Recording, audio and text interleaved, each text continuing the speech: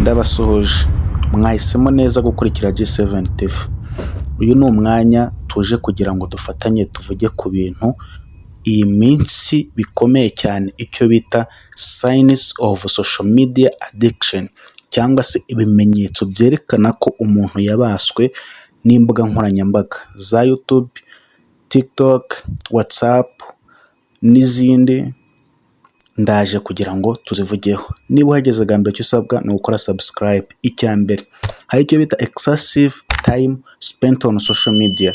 Ibi bivuga igihe kinini kirenze umuntu amara akoresha imbuga nkoranyambaga. Icyo ni icya mbere cyane, ukamara igihe kinini cyane uri ku mbuga nkoranyambaga, kirenze, kiri excess cyinshi. Icya kabiri ni lack of time spent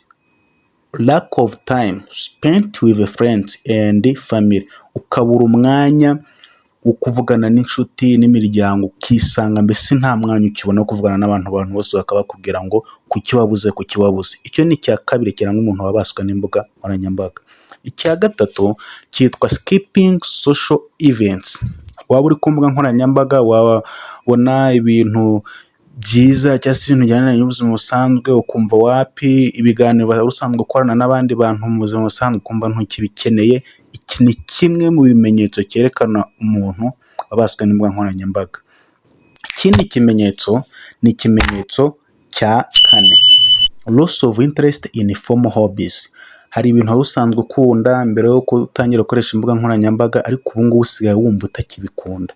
Wakundaga kuririmba, gusabana n'abandi, ubu usigaye wumva utakibikunda. Nacyo ni kimwe mu bimenyetso. Ikimenyetso cya gatanu bacyita reduction in exercise and other activities.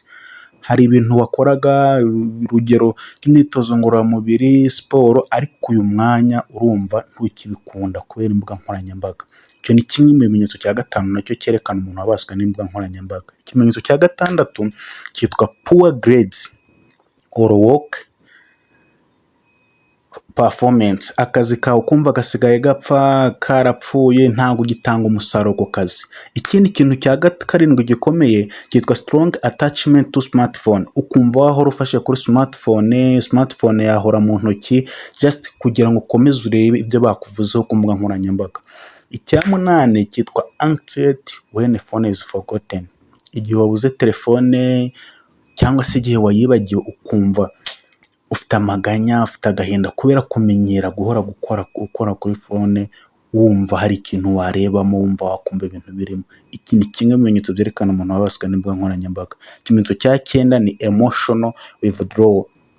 Ukumva nta marangamutima ukigira, ukumva ibintu byose ari ibisanzwe, mbese nta bumuntu ukigira muri wowe kubera ibintu bitandukanye tugenda tubona ku mbuga nkoranyambaga. Rimwe na rimwe ukumva watakaje ubumuntu, bigatuma nta kintu cyumva kigufasheho ku mutima. Ikimenyetso cya 10 kiranga umuntu wabaswe n'imbuga nkoranyambaga rero sasa. Ndatekereza nawe uri umuntu usanzwe uzikoresha. Twandikira muri comment nawe kidushyiriremo, kandi dukomeze dukore subscribe kugira ngo dukomeze twubake umuryango wacu wa G7. Imana ize kukumpera umugisha.